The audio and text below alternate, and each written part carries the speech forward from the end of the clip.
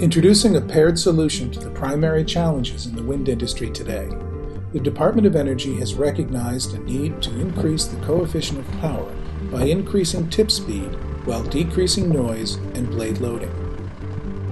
Shrouded turbines provide greater power output with a smaller visual impact than comparable open rotor turbines. They do this by directing increased mass flow through the rotor plane. Scientist Albrecht Betz determined that an open rotor turbine is limited to capturing no more than 59% of the energy in a given column of wind.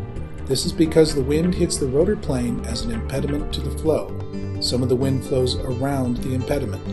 A shrouded turbine uses a ringed airfoil to pull more wind through the rotor plane and then to dispel that spent wind downstream. The shrouded turbine theory also works when the ringed airfoil is downwind of the rotor plane. It's this action downwind that increases the mass flow through the rotor plane.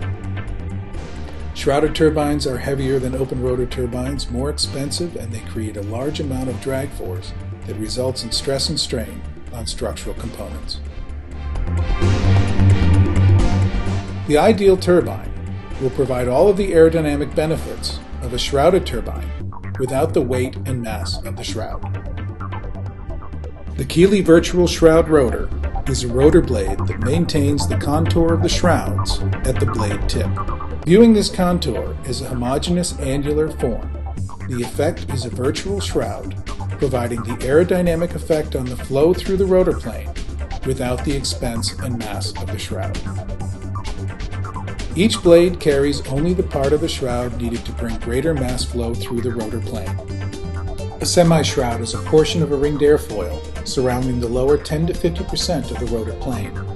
The result is a 40% increase in the coefficient of power, a 20% increase in the tip-to-speed ratio, while decreasing tower signature, the low-frequency pattern of sound that is most bothersome to people.